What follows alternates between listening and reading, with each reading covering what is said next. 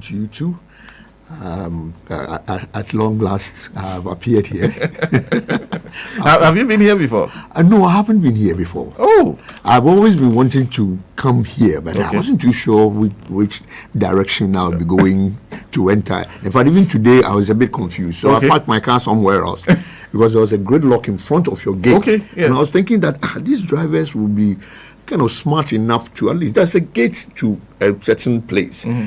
At least allow the space in front. Okay. Yes, so that if somebody wants to turn in, they turn in. Okay. But the gridlock continues, and you literally have to start begging people to get access to a place that you are going. And I find it very unfortunate. But anyway, that's Ghana driving for you. But just about talking about Ghana driving, and of course we'll go into his former Director General, Ghana Education Service. We call him acting because at the time you were acting. Yes, I am. Yes, I was. But you were Director General of the Ghana Education Service. Yeah.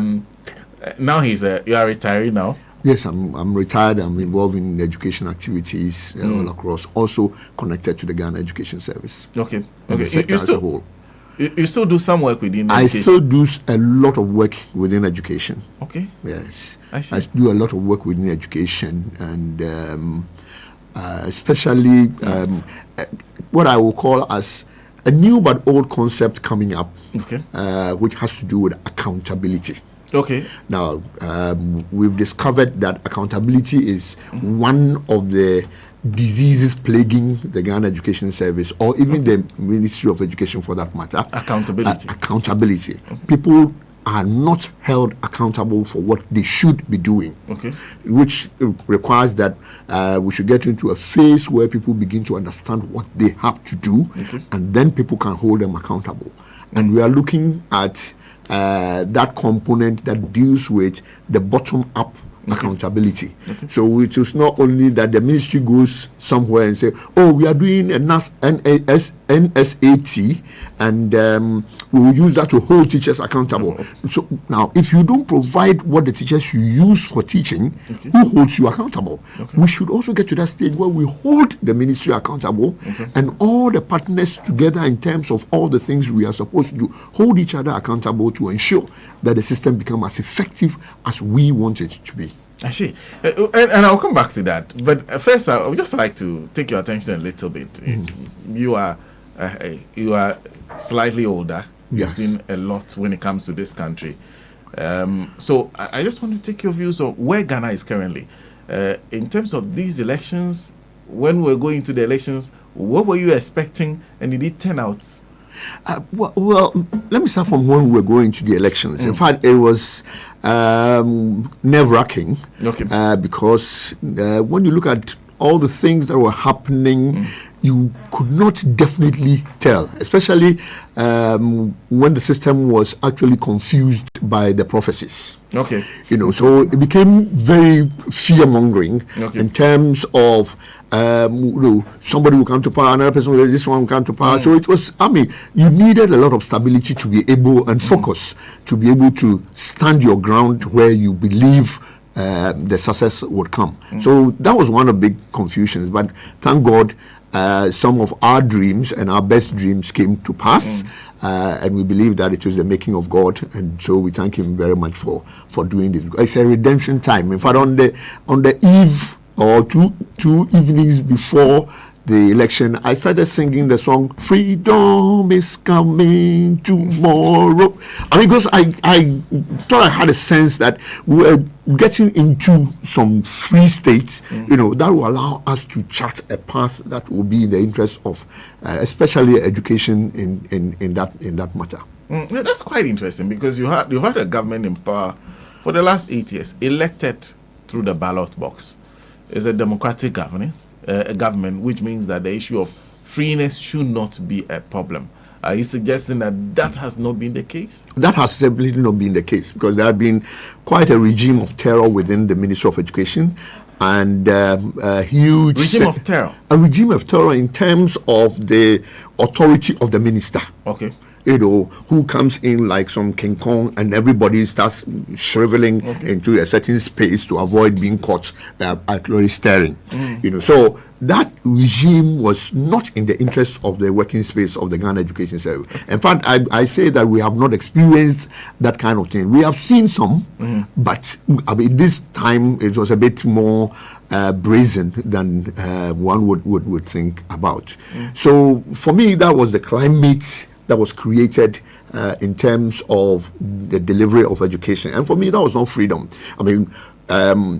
I don't see a system where the Ghana Education Service, has to sit down and its mandate is being done by somebody who is supposed to be an overseer of the person and hold somebody accountable.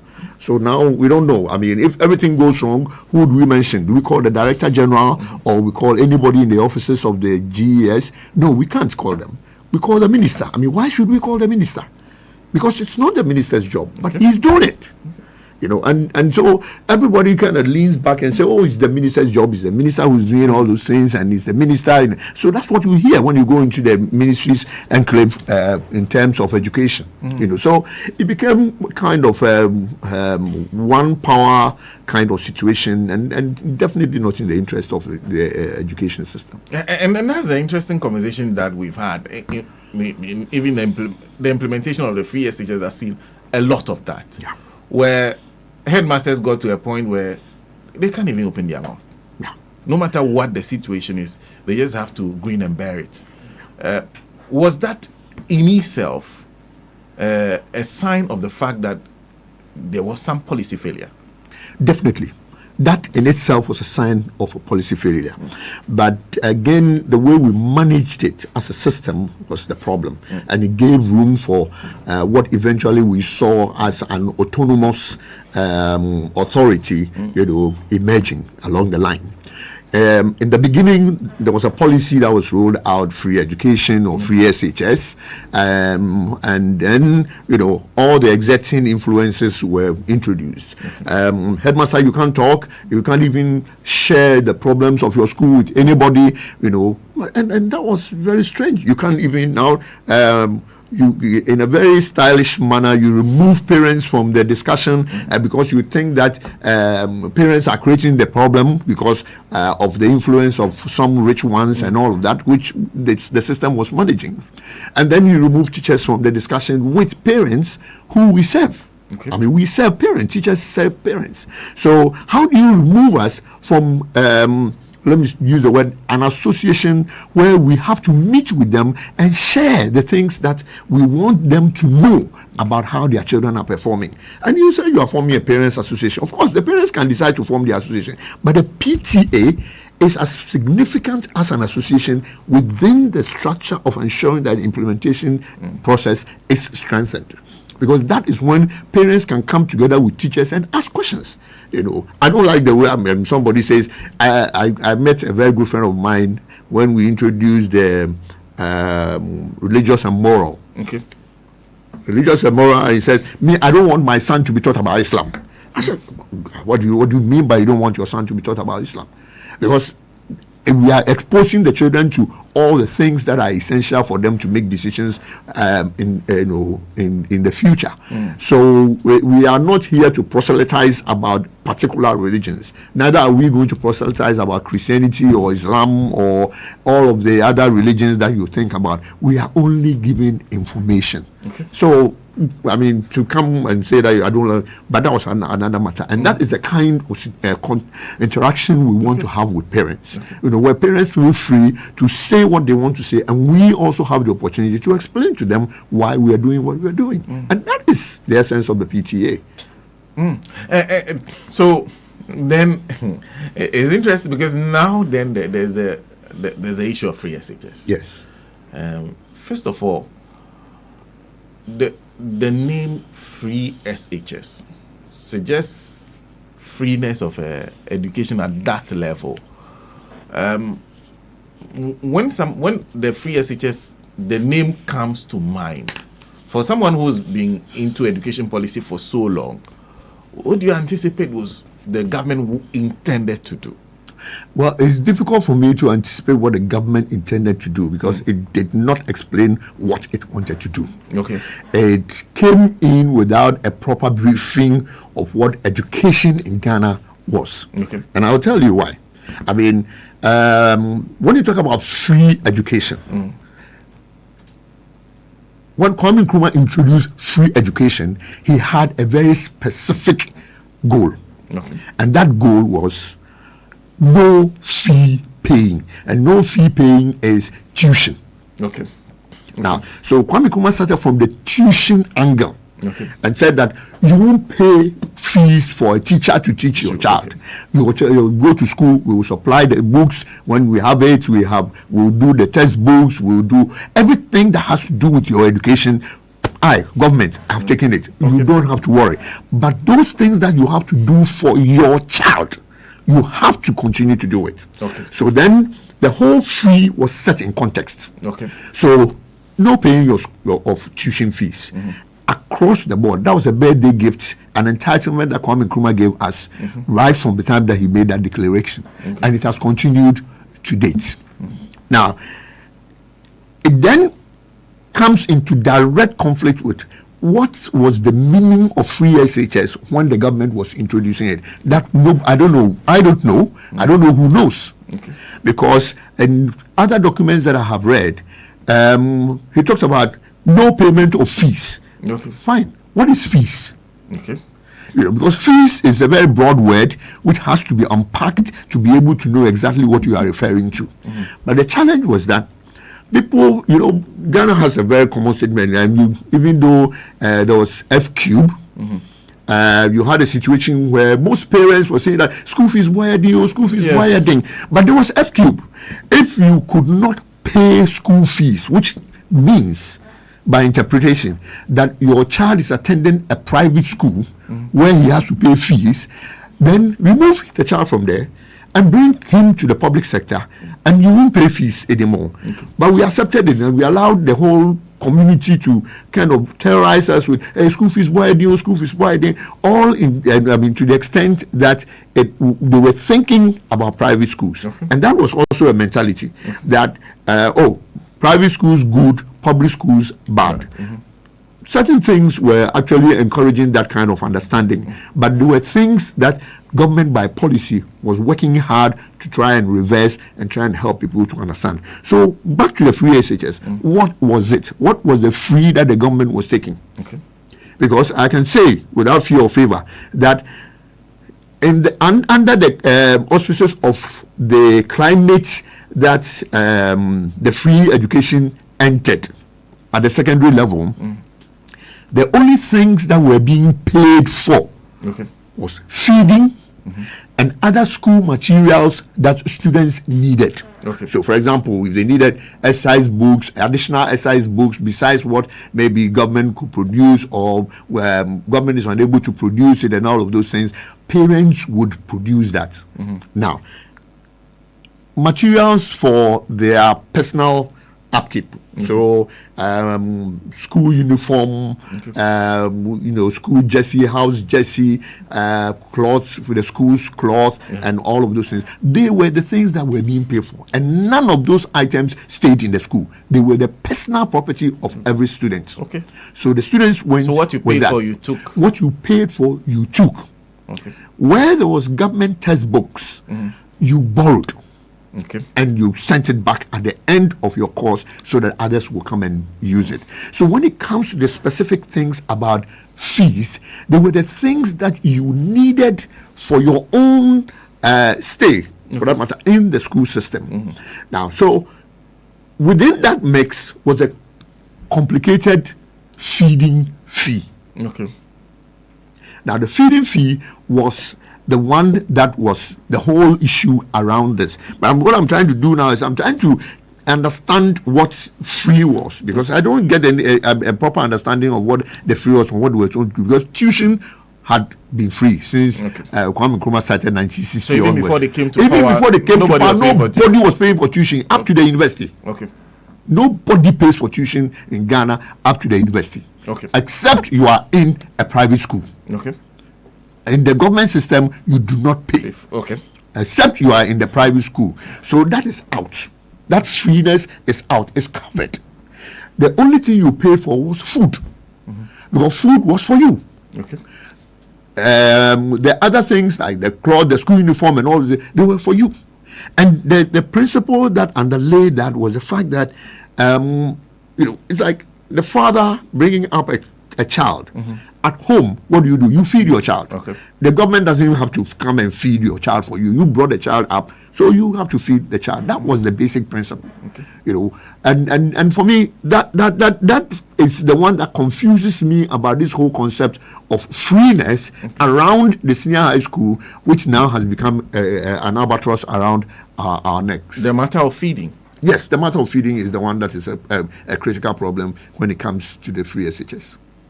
Why? Well, again, maybe let me just broaden it, because they were paying for feeding. Okay. So when you say free SHS, it means you are no more paying for feeding, because tuition has already been covered. Okay. Tuition is covered. When you say free SHS, you are not paying for feeding. You are not paying for any of those things that you used to pay for, which is your school uniform, your jerseys, and all of those things. Any additional books, you are not paying for. I don't know whether it's extended to that. Now, but the government, by extension, had indicated that it will take up all of that responsibility. The rest of the costs. The rest of the costs that are not tuition. Okay. And again, tuition explains certain requirements. Teacher salaries, textbooks, some essential exercise books, and all those things, materials that teachers needed to conduct their teaching and learning activity. All of that was supposed to be covered by government, and government did not complain about it. It was government's duty, and they knew. Okay. So when you say free education, it only settles to those of us who understand it as limited to other fees rather than tuition. Okay. So I don't really understand what free is. So for you, so the only point where freeness comes in is what was being paid for currently. Government will add it to the things he had already absorbed, because you're talking about teacher salary. Parents do not contribute to the payment of teacher salary. Parents do not contribute to the materials that teachers use for teaching. That's all provided by the government. That is supposed to be provided by the government. Okay. It's a government duty or responsibility to provide. You are in the education space. Are you saying you haven't as yet seen a document that has been produced that tells you exactly what they were doing under free SHS? No, I haven't. I'm still looking for it. Nothing. I haven't seen it. I've seen only what I call short-term presentations on free SHS and all of them. I have even had cause to even begin to start doubting the statistics and all of those things. So as a document, I'm yet to see one. And if it's available and I haven't seen it, well, maybe that's the thing. But I haven't seen it. I won't say I've seen it. Except for those small presentations that they were making about free SHS and people's perception about free SHS and what they should do and all of those things. Something that they're accusing the NDC of. You are talking about 24-hour economy and everybody's giving his own interpretation of it. And then when you talk about free SHS, everybody's giving his own interpretation and you don't talk about that. So those are the kinds of problems that we are having with that one. Now, so then that comes back to you to the matter of feeding. Yes. Feeding as the main... And feeding is not... I went to Tsegah Senior High School. Yes. So I didn't have to be in the boarding house because I lived in town. Good. Now, for someone like me, I wasn't fed. I went to school. Good. So now you've hit it. Yeah. Now, what it meant was that everybody who was a day student, apart from certain small contributory fees that the school, again, in your own interest, contributory fees that the schools decided that you should contribute, you paid for nothing. You just took your book, went into the classroom, and you were there. Now, and then other things that your parents will provide for you. Yes. No day student paid fees. And even, the Northern Scholarship, which became the basis for introducing the free SHS, was itself misunderstood. Okay. Because the Northern Scholarship was a very strategic scholarship scheme. Okay. Very, very strategic. As part of Nkrumah's smart way. How did you operate? Good. I'll tell you. As part of Nkrumah's smart way of ensuring inclusion and ensuring that those who definitely demonstrated they were unable to bear certain small costs, would be supported. And that was the northern sector. Okay. Now, so it operated like this. It was placed under the scholarship secretariat, not even under the Ghana Education Service. So all the fees and the payment to the schools in the northern sector and some of the other regions that were included in the northern scholarship received their operational money from the scholarship secretariat. Okay. Now, that covered examination, it covered feeding. I think examination and covered feeding. And then we had something we called some grants. I've forgotten the name of the grant, which was given to every student. Okay. Every student was given that grant. Okay. Yes, a grant. Every student was given a grant. That was also covered in the scholarship scheme. So those payments went to the school. Okay.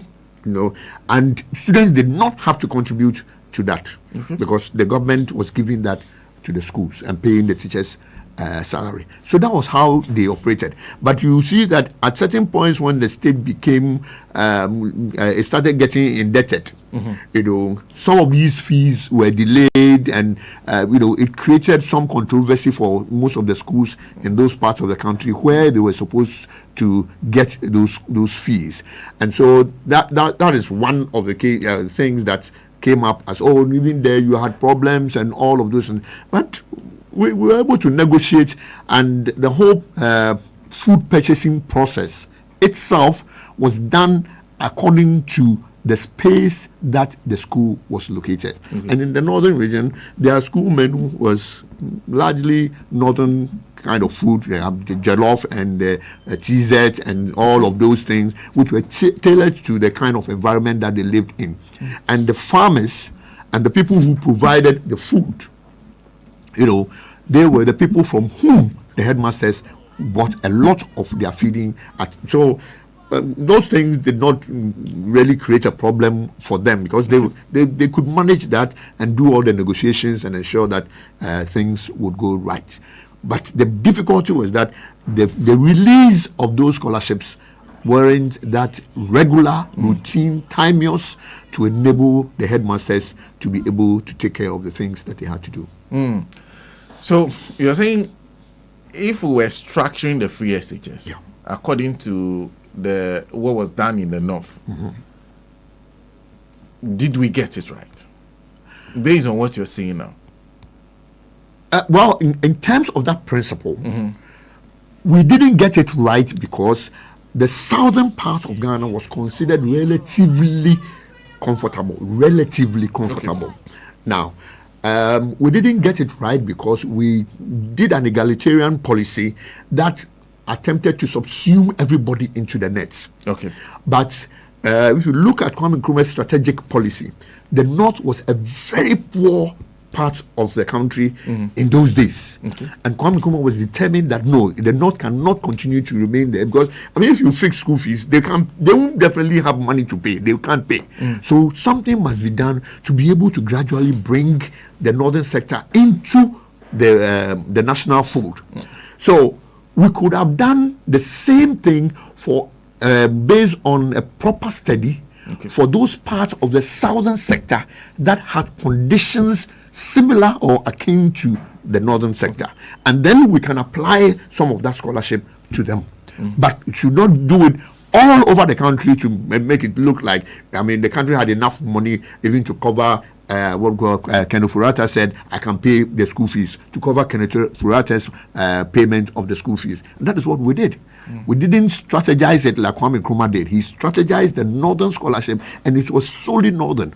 So, for example, if you are a northerner and you attended school in the south, you were caught in the net, and sometimes you probably would pay, quote unquote, some feeding fee and all of those things.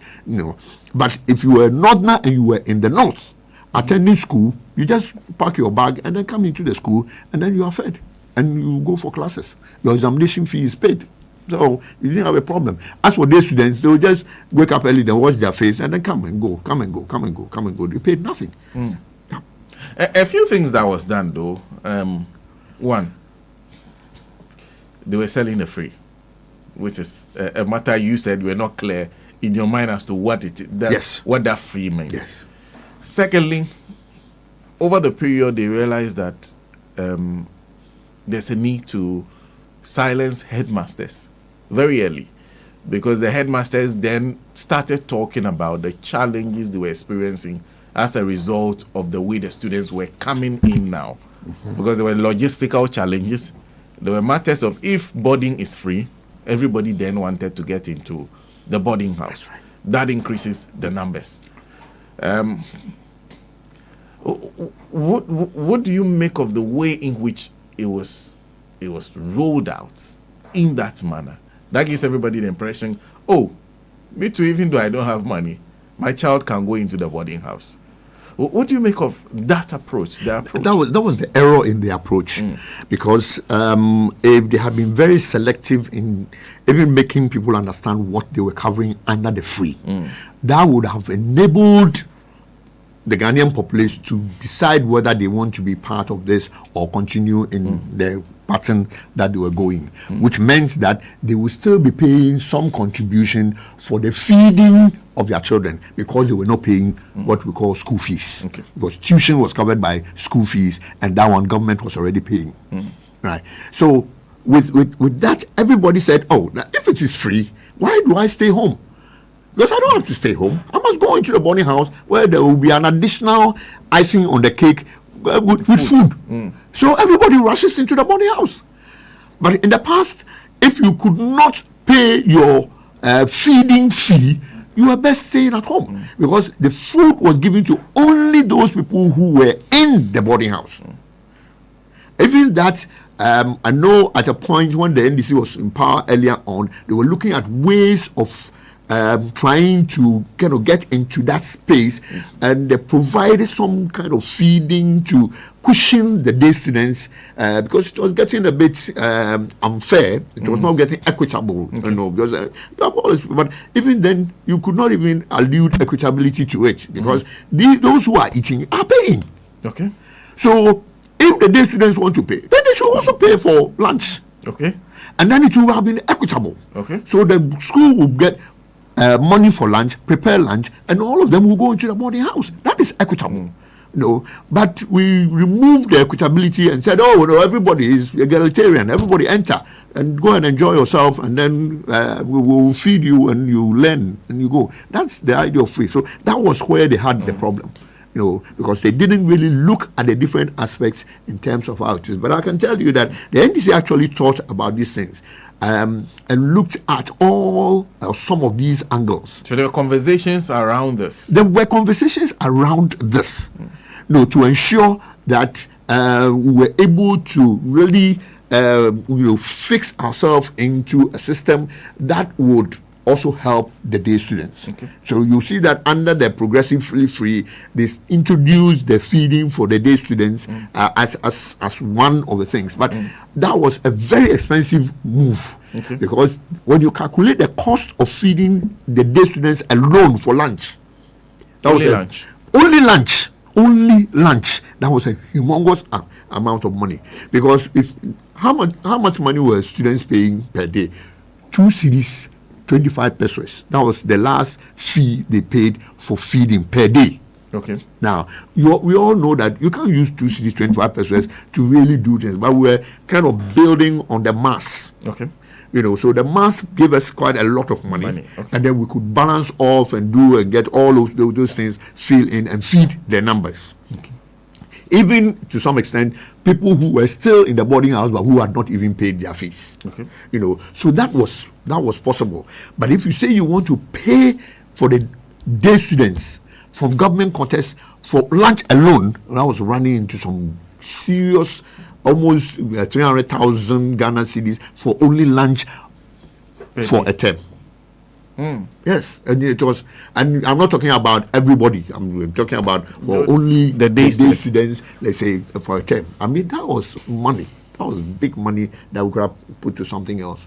So NDC was very cautious in the beginning in trying to look for, quote unquote, the free things coming into it. So you realize that even though they talked about progressively free, they were very cautious in deciding where the progressive would occur, so that they can cover and see opportunities where they would get money and begin to raise it gradually. And that is the meaning of progressively free. Okay. Rather than the free thing that everybody thought should be the name of the game. And I'll take you a step back. So the MPP walks in, says it's now free. Yeah. So from the first years in 2017, goes to add another group in 2018, then add the third group in 2019. So covered 3-year groups. When they did that, what was the challenges that should have been anticipated? Well, the challenges that should have been anticipated was numbers. That's one. Okay. Money for the food. Okay. That's two. And then all of these, both of these will go with time in terms of when those resources will be delivered for the product to be done, for the output to benefit the children. Those were two very critical things. And I don't know whether there was a lot of consideration given the numbers, because if you are saying free and you did not put a proviso on the boarding component of it, just like you said, everybody will go to the boarding house. In fact, even if I could pay, I'll send my child to the boarding house, because it takes away a big load off me, So everybody went into the boarding house. So there was a mad rush into the boarding house. And if you have 557,000 children, then you have a huge amount of money on your hand, which you have to look for money for. And that was a real problem. Then in that case, you could not even determine what we determined. We said it was 2 cedis, 25 pesos a day. For every child, 2 cedis, 25 pesos a day. Now let's do the arithmetic and we'll get the numbers and we'll start paying and pay to every school by way of their population and know how to do those things. I don't know whether that analysis was taken into account, because if it was, a lot of these problems would have been overcome, in terms of whether the money was available or not to be given to the schools. Then the other dimensions where you get the headmasters now complaining is that, of course, they are to complain. I mean, you are bringing in numbers. There are no furniture. Okay. President Mills did quite a good job in terms of the 4-year, putting a lot of equipment to be able to sustain the 4-year program, even though eventually they knew that they were going to stick at 3. Because when they were going into the 4th year, I mean, we didn't have materials in the school to be able to do the 4th year. So that was when President Mills then moved that motion for boarding houses and a lot. So a lot of the schools now had facilities. So what was required was for the government to now take advantage of those facilities and plan with whatever resources that they have and top up where necessary. But again, you did not explain what free is, so everybody will go. But if you had made it such that people understood that I don't have to be in a boarding house, or they'll still be free, because it's a case of everybody feeling that if I don't go to a boarding house, I'll be cheated, because how can somebody be eating and I won't be eating? I'll take here no chop box, and then you take your chop box and you are there. So that clarity still was the biggest problem. That clarity was still the biggest problem. It is still and I am happy that Ken really hit it on the nail. He said no. I mean, if people are in the boarding house and they are being fed, if you go back in time to Kwame Nkrumah, you have a situation where Kwame Nkrumah says, "I'll pay tuition, you pay the feeding." Okay. I'll pay tuition, you pay the feeding. I'll give you scholarships. In fact, for the southern sector, a few scholarships on the examination fee. In the northern sector, where I know that poverty is rife, I will not let them pay anything. I will let them come to school. So that was how he did it. Okay. And it was fair and it was going. Then somebody says, but how can the Northerners get scholarship? And those of us, there are some communities here, they are poor, blah, blah, blah, blah, blah. Everybody should now go into the free. Like I said, we should have sat down and strategically identified the communities that really needed the support and supported them, we still would have been running the secondary school system as perfectly as it was originally conceived. So for you, you saw the issue of inadequate infrastructure. Yep. You talked about even desks. Yeah, yes. Were a problem. All of those things that would take the numbers in the classrooms were a problem. And then you're talking about the timeous release of funds. That's even right. without the free SHS. Occasionally, you still had CHAS coming out to make all the noise. And in fact, it was if you followed the whole noise making issue, you will see that a lot of the noise making during the payment of lunch was in the northern sector. Yes. Where the scholarship was being paid, but not in the southern sector. Okay. You never heard any headmaster in the southern sector complaining that there's no food. No. They all had money to do the feeding. Okay. And so it was not a problem. In the north, it was a problem because the government had to now look for money to be able to meet the needs of the schools up north. So that's where the challenge really came.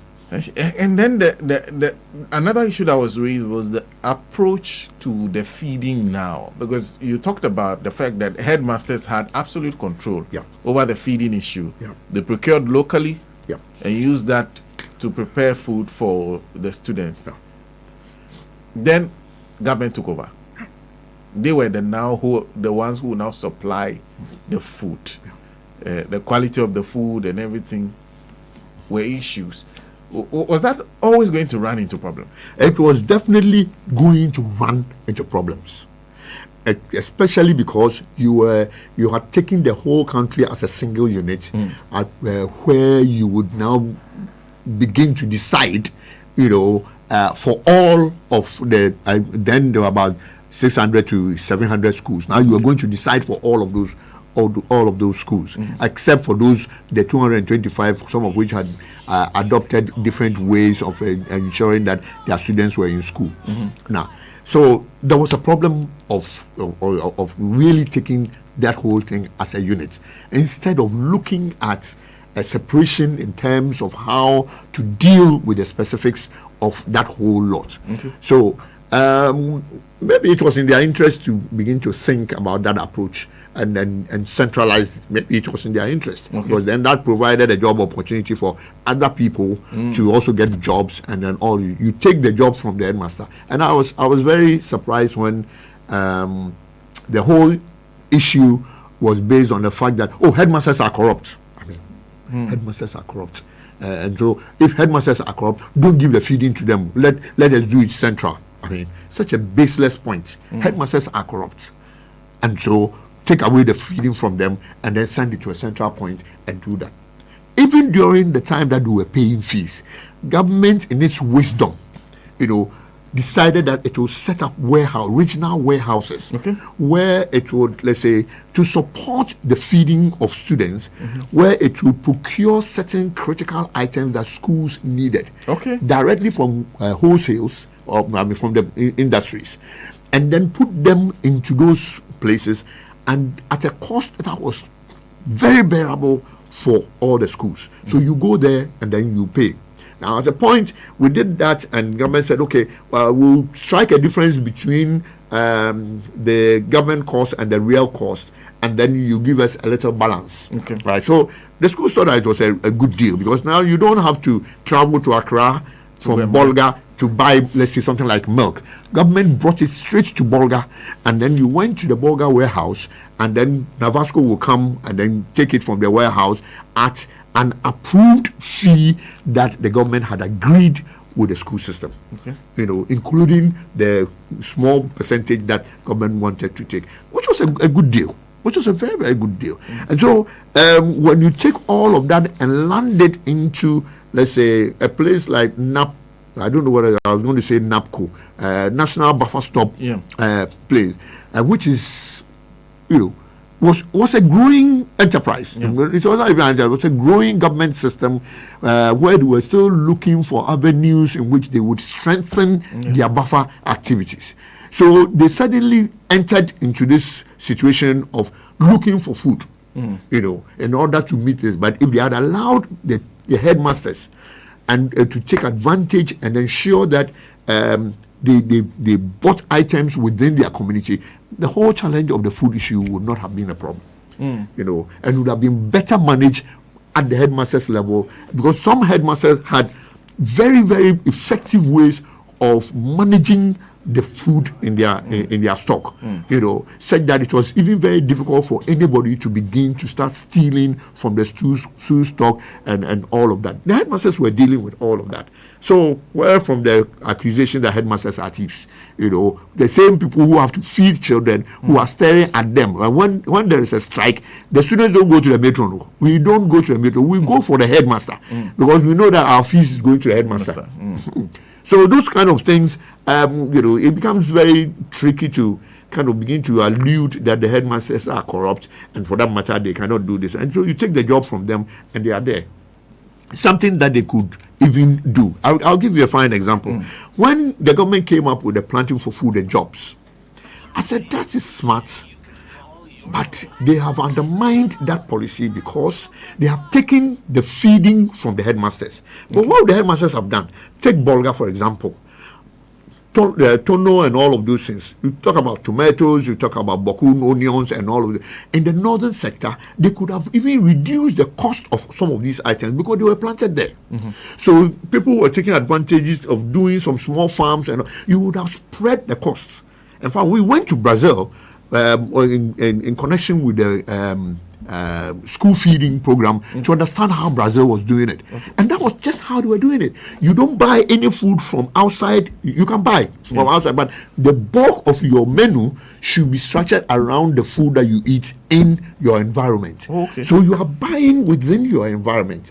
And that was what the headmasters were doing, you know, and other things that came in if there was some fallout from some school fees and some benefits. They give them ice cream. I mean, the schools were not being fed the same. Yes. Depending on which school you are in. Depending on which school you are in.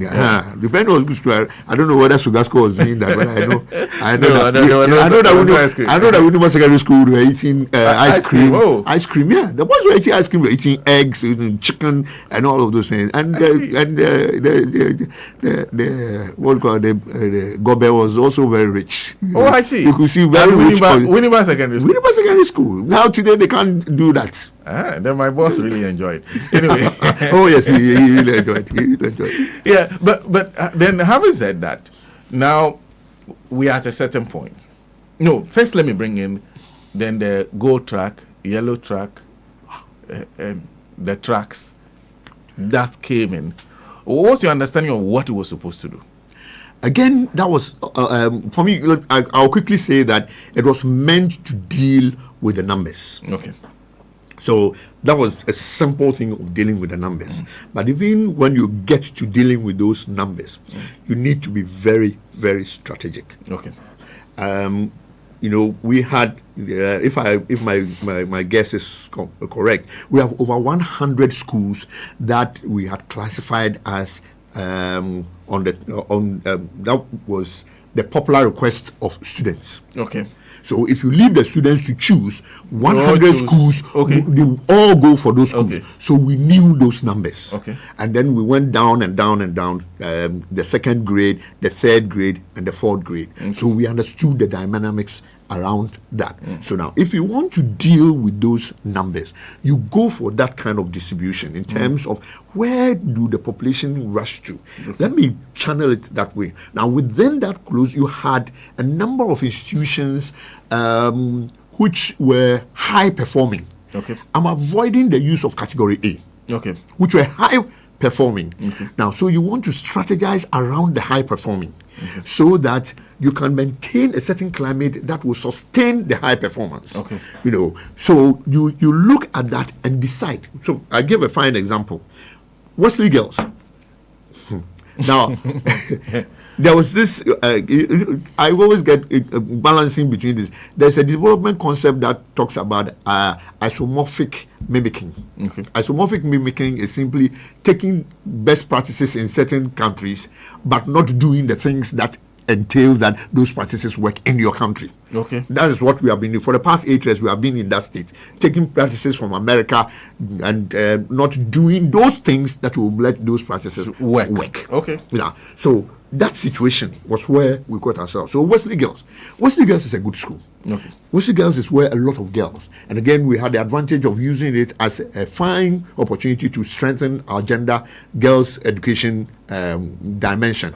Wesley Girls, Holy Child, and some of the critical girls schools. We had built one at Ahantamande, so they were there. We could have strategized around those schools and kept them so that the numbers would be stabilized, and then we grow those schools.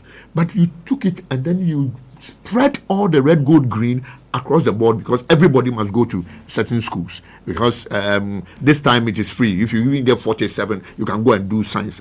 No, because I had the opportunity of confronting the minister, and I said this, what is this name? Anis Hafa was there. Confronting, I said, how do you go and put somebody who gets aggregate 46 in a science class? He said, but that's why they are teachers. I said, no, that is not why they are teachers. Teachers are not supposed to deal with children who have no clue what they want to learn. At that particular point, they have no time for that thing. You should have built your capacity at the base before you get to the SHS. So this one, I don't know what you are doing with it. This is not productive. But he said, oh, that's why they are teaching, but we left it. So in dealing with the numbers, you really have to take a lot of things into consideration to be able to decide.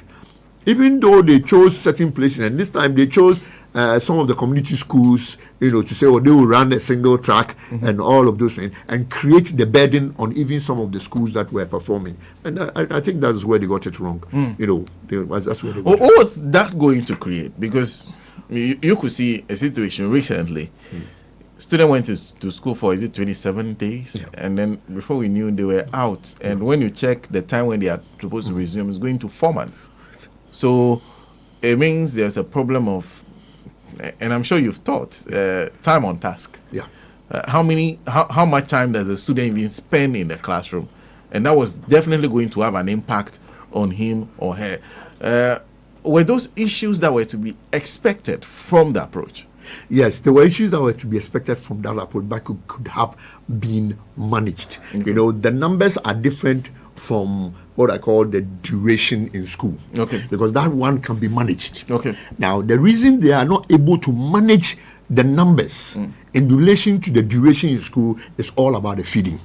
Because you don't have enough food to hold the students intact in a space, over that period. Okay. So you need to do some mechanics to make sure that the term is shortened, and then you cover up your ground. Mr. Tsegah, you are suggesting that it is not because of pressure that this whole thing of people spending 27 days in school is feeding. It's feeding. Because when you don't have food, when the children are in school and they don't have food, where do you get food for them? You need to strategize. You need to really strategize it to conform with them. The numbers may not have mattered, but if you had food to keep them in, you'd have kept them in. But now we take the whole duration time of staying in school as a separate analysis. Because if you are saying that you have a term duration, you keep the term duration. Okay. Because it's accepted that, we are going to school for four weeks, or for 3 months. We are going to school for 3 months. What changes it? Numbers will not change it.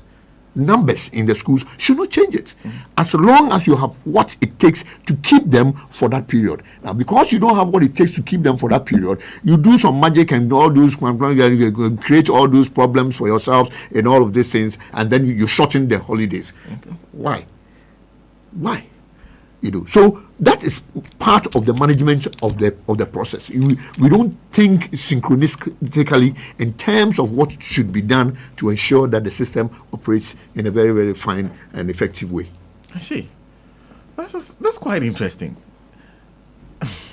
Anyway, if you just join us, we're having a conversation on education. Of course, we've narrowed in on the free SHS for a while, because that has been the preoccupation of this government. Every time we talk about education, mostly is about free SHS. That's their major education policy. And Mr. Tsegah, did you, because there were people who were asking, if you're spending so much on free SHS, what was going to the other aspect of basic education? Did you see a sense in which basic education doesn't get as much attention as it deserved? Yes, clearly we didn't have enough money as a country, so there were certain international protocols that we had to follow. In fact, all the international protocols favored basic education because as the foundation level, that is where you get a mass of people going to before they spread. You know, some other economists would analyze that whole consequence spread after basic education as part of the discontinuation analysis. But let's leave that the discontinuation analysis because it's a very difficult one for a lot of people to appreciate. Now, so the basis, everybody should at least get basic education. Everybody in the country should get basic education. You know, and then from that point they move on. You know, and decide to do whatever they want to do. So for me, it was really going to be a problem. Serious problem because you are confronted with too many variables to deal with at the same time, and it's a system that you can juggle through when it comes to proper management of the education system. Well, and when you notice in this election cycle, the talk has been. In fact, there was a comment that one of the people who support the MPP who sends me comment regularly say, we gave you something free and you did not like it. And so you voted us out. There was a feeling that because we said free SHS, we should have been kept in power.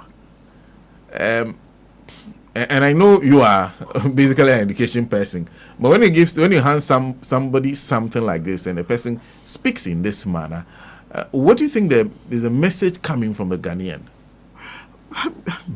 It's a very unfortunate statement because then it just simply shows that you think all of us need free education, so free education is it, we have given it to you. But that was not it.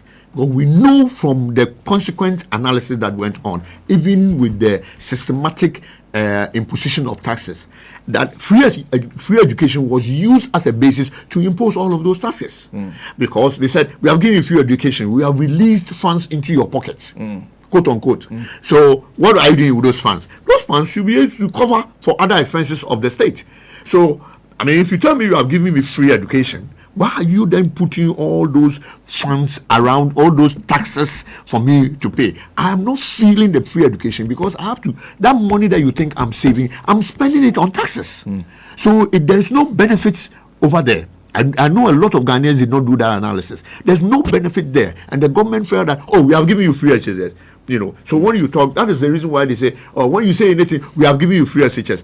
Meaning that they have freed some money into your pocket, and because of that, they have to take it. And I mean, there's no free lunch anywhere, you know, and that was the principle they were using. You know, so if you come back and say, we gave you free SHS, you didn't give us free SHS. We paid for free SHS proxy. By paying all of those things that you lined up for us, you know, and the most grievous one is the e-levy and all of that. You're taking money from the resources that we even have because you think you have freed resources for us, and you're taking it from some other place. Give from the left and take with the right. You know, so that is the kind of that's the interpretation I'll give to that statement, because the proper analysis of what the free SHS was not even taken into account, and the things that it required was seriously not taken into account. And of course, somehow we don't have Mr. Inja Kabonu in studio. We're hoping to have him here because he's been on behalf of NAGRAT indicating to government what they expect to happen. Going forward, because everybody has talked about the fact that the NDC intends to cancel free SHS among others, but certainly there's a review that is expected. Okay, so the promise from the NDC is clear. We're going to review free SHS. The MPP has interpreted that to mean cancelling free SHS. Now, when a review is talked about, when it comes to the secondary education system we have now, as an education policy person, what do you think should happen? What I think should happen is that we take the whole secondary education program and analyze this in terms of determining where the weak points are and improve on them. Okay. Essentially, that's what we are going to do. And this will not be the first time that we are reviewing The secondary, the secondary education. We reviewed the secondary education big time in 1987 through to 1991. That was when we reviewed it big time. So to say that a review means cancel is something that we don't want to go there, because it's an overflogged horse. Now, so when you begin to talk about that, you need to then begin to look at the things that free SHS should have and compose. Now, if you look at the free SHS concept as it started, honestly, the president did not think about technical education. Technical education was not part of his conception of free SHS. So right from the beginning, it took the Minister of Education at the time to try and wriggle technical education into that. But essentially, they were thinking about grammar schools. So now you are imposing a free SHS. You are thinking about grammar schools. You are forgetting that secondary education is both grammar and technical. You focus on grammar, and now you have to think of adding technical. So that's when they went into the next stage of saying, and we shall introduce free technical education. When we come back, when they said 4 years for Nana, 4 more years for Nana. One of the big thing was the technical education being free, but it was a serious misunderstanding of the whole concept of secondary education, because one would have expected that if that thing had really been thought through carefully, then there would have been a proper analysis of looking at all the delivery of secondary education and look at those portions that needed support. There was technical education that was receiving nothing, all the support was going here. Now, by the time technical education could even come to the fray, a lot of the money was even gone, and they didn't know how to even take care of technical education in this country. So we still have that challenge lingering, which has to be dealt with by this government, to ensure that secondary education will be dealt with as a whole, instead of by focusing on grammar schools. So that is the kind of picture that we need to really be working at, and not skew it to a particular section that we think is comfortable. But that one also has a history, because right from the time that Jerry Rawlings introduced the junior high school, there were the people who came up with the whole perception that, junior high school, the government is setting up junior high schools so that you will not go to your medical schools and all of those things. He wants you people to go and do some technical things, and then they will send their children abroad to go to bigger schools, and then they will come, and then you will continue to be hewers of wood and drawers of water. Very, very unfortunate. But then when Kufuor came to power in 2007, he saw the argument, saw the 1987 reforms, saw the power in that reform, and then started some hanky-panky things and introduced some 2007 reforms, which did not really go far, but was essentially a deepening of what had started in 1987. It was to water down that whole perception that a lot of people had held, that if you go to a technical school, then you will be undertrodden, and the doctors and other things will have a hold on you, and all of those things. So Kufuor's 2007 was to kind of bring back the argument that is skills. That is skills. So why don't we add the skills to our education and strengthen it?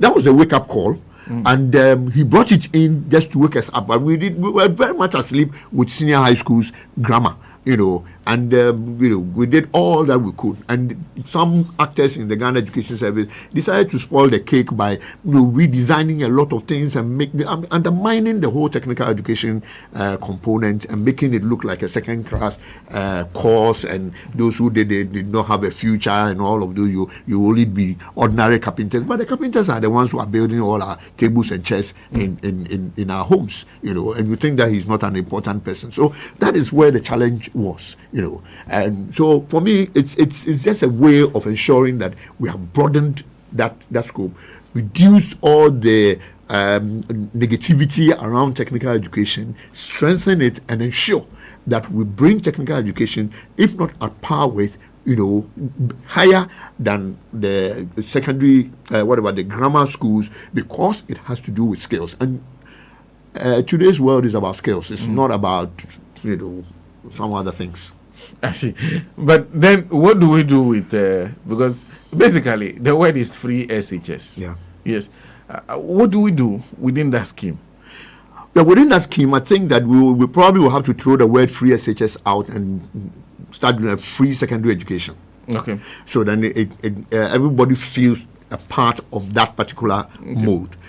So we forget about free SHS. We get free secondary education. Okay. Right? Then we go with it, and we look at the components of secondary education, and we begin to address them and ensure that whichever way you go, whether you go technical, whether you go grammar, you are still in the secondary education and you can continue. And now there's a third component, I call it the third component, which is the National Apprenticeship Scheme, which provides another way by which, if you probably do not have opportunity or do not enjoy the way things are done in technical schools, and you want to go that section, maybe you want to learn what we call tiling. You don't want to go and do all the book-long things. You want to learn tile. You want to just get a skill. Okay. You go to the National Apprenticeship Program, you get that skill, then you continue to do whatever you want to do, and then you get your money and you go. So all of that is secondary education. All of that is secondary education before we get to a tertiary. The tertiary is another ball game that we will need to deal with time. But then we would have laid a strong foundation of building the middle level of our human resource development, so that we can now spring up to the what about feeding? Well, feeding is another thing, and we need to. And I'm happy that one of the key things that the government says it will do is to have a dialogue with the communities, and I think it's a very good thing. Because we have reached a point where we heard a lot from people who did not really know about the system and gave us a lot of promises that they couldn't keep. It's not that they couldn't keep those promises. They realized that they couldn't do it according to the way we expected it. But so the feeding then would have to be discussed. When we get to the communities in the discussion, we will need to highlight feeding and put feeding in perspective. And highlight the fact that, look, government is already paying your fees. So there are two options. If we want to play games, we will say that the negotiation game will say, okay, fine. So what do you think? Do you think government should stop the tuition fee, let parents pay the tuition fee, and government will give you feeding? Which one do you want? If you were to make a choice between feeding and tuition, which one will you choose? The tuition gives you a much more leverage in terms of deciding what you do, especially when you put two CDs, 25 pesos, or maybe because of where we have come, if we say put 5 CDs for, let's say, 90 days. So 90 times 5. We are not even saying that you come and bring all that amount. You can pay half and come and pay the other half at another time. It's a very convenient way of managing the feeding of your own child in school. But that will not make it free, would it? No, but the point is that the free is already there. The free is the tuition that we are paying. You are not paying tuition. Tuition is free. Tuition is free. Tuition is the heart of school going. If you think tuition is not free, let government take away tuition, its support for tuition, and see where the money will come from. If you think feeding is important, that's why I said, if you are feeding and you have tuition, make a choice. Which one would you prefer? Do you prefer that government takes the feeding, or this? Because we are running a country, so we should make compromises in terms of the things that we are doing. So let us, as a people, decide in our forward going where we want to put our best bets.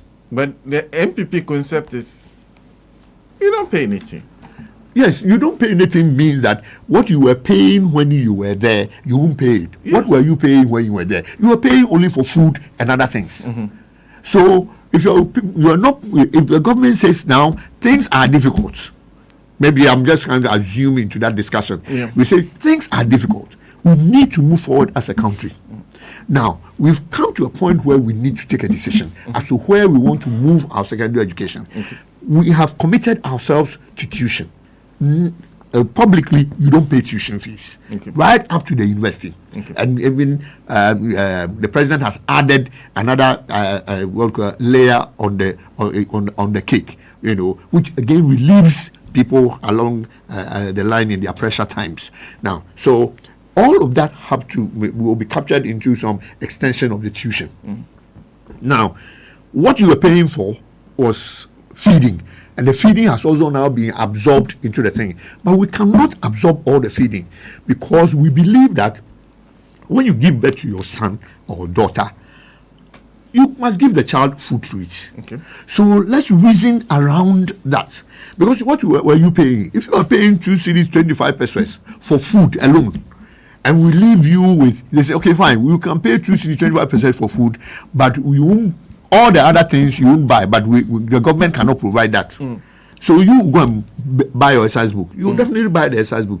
Parents have been doing it now. Even though it's free, they are still buying the exercise books. Yes. They are buying the exercise, they are buying the brooms, they are buying the detergents. And all of those things, they are buying them. Why are they not saying that it is free so they won't buy? Sending food to their walls while they are in school. When we were in school, it was a Christmas day when your parents visited you, and something small. That was it. But now, when we are getting to serious business and a forward-going situation as a country, we need to put all of these hard decisions on as a family and decide which direction that we are going. So that we can all make sure that we contribute to lessening the burden of government and ensuring that we are making proper contributions to the way our children are being educated. And of course, there's one other infrastructure intervention that's usually mentioned, the community schools. How important are they to secondary education moving forward? Okay, so it comes back to the beginning of where the community schools idea came. The community school idea emanated from the building of the first 225 or 50 schools under the Jerry Rawlings regime, which sparked the increment of secondary schools, access to secondary schools. But Jerry Rawlings did that with an idea, and the idea was that I want to bring secondary school to your doorstep. So where is the doorstep? The doorstep is where the community is. So in every community where they have to travel, you want to send your child to a secondary school. We are not making choices for you, but you think that it is wise for you to take your child to a secondary school. Let's say you are in Boku and you are determined to attend Wesley Girls. But there is a Boku secondary school there. Which one would you want to go to? Do you want to go to Wesley Girls or you want to go to Boku? Because it's the same secondary school. They write the same exams. If you choose to go to Wesley Girls, that purely is your problem. But in order to lessen the choices for you and even the considerations of traveling the long journey to Cape Coast, we are building another secondary school in this area to give you more choices as to where you want to pursue your career at the secondary level. So that was the idea. Create more secondary schools so that people would not unduly be traveling to so many different areas. The second one was that lessen the emphasis on the boarding and allow people to go and come. So with the going and coming, government will no more have to charge you feeding fee. Because then now you are going home, you eat your breakfast, you come to school, learn and go. You are not paying tuition fees. That's the free component anyway. You are not paying that free education thing, and you have enough money to go by. So the community school itself is just a secondary school close to your doorstep that you can attend. But Ghana, we have an elitist mentality, and so we say, this one, how can my child attend Boku Tech when there is Wesley Girls? So I'll take you to Wesley Girls. Government doesn't have a problem with that, your decision. Government says, I am building the school there. Those who want to take it, take it. If you want to send your child to Wesley Girls, that's your decision. I'm not taking that from you. Go to your Wesley Girls, and then you can go through the burden of the financial and social burden of running through, Boku and going to Wesley Girls and all of those things, So that is how the community schools came up. Now, the community schools are still the responsibility of government. Government's duty is to provide education. Okay. Ensure that every community has access to education. So it doesn't take away anything. The infrastructure is essentially part of the tuition arrangement. That's why government continues to build schools. Now, this whole issue of supporting government, the community supporting government, is a support. Okay. No, it's not that government says, I reneged it, so the community must build this. When government doesn't provide the infrastructure, what do the communities provide? The communities provide schools under trees. Okay. That is the opposite of a formalized infrastructure. If you don't create that situation of building the school, the community will build a school and it will be under a thatch roof. That's the material they have. They will build their school, they will educate their children under the thatch roof, and then they will continue to find a way of letting them go. But we say no, we want everybody to be in a certain environment that is friendly. Blah, blah, blah. So government says, I will provide those facilities. And that is not the duty of the community to provide a school. Mr. Aheto Tsegah is former Director General, Ghana Education Service. We'll take a break. When we come back, we'll come and conclude on this discussion on education. Imagine say water wake up at dawn. You know buff, you know chop. When it vanish for your area for 2 weeks, you not get one drop safe inside your tank. Hey. Hajia, our life was in dangerous. Only our neighbor get water with water tank. Water tank? Yes, water tank. Mamma mia, that water tank gets meter for checking water level. That water tank be fine past Kumasi Selendion. That water tank be tough like Ghana Army. That water tank, they carry water pepe. So say some no go left inside the supply tank. What a tank! As my boss, Mr. Poncho go talk. Beautiful, durable, with water level indicator and accurate volume of water. Water tank. What a tank! By Duraplast. Agriculture is essential for any society to feed itself. It plays a vital role in the growth of the economy of any country and its development. This is the platform that brings finality to all critical issues in agriculture and agribusiness in Ghana. On the Ghanaian Farmer Show, we do more than just talk. We resolve problems, hold stakeholders in agricultural sector accountable, and address all the key happenings in the agricultural sector. From funding, market access, infrastructure, policy making, and everything you need to know about agriculture and agribusiness. This show provides the platform that amplifies the voice of the Ghanaian farmer. Make a date with Enyonom Manye this and every Sunday from 2 to 3 p.m. on Radio Gold 90.5 FM as we explore the full context of agriculture and agribusiness. The Ghanaian Farmer Show. Business still in the land.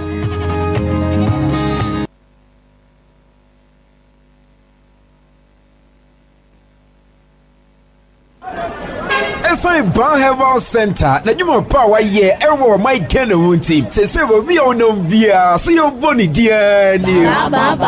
Yes, a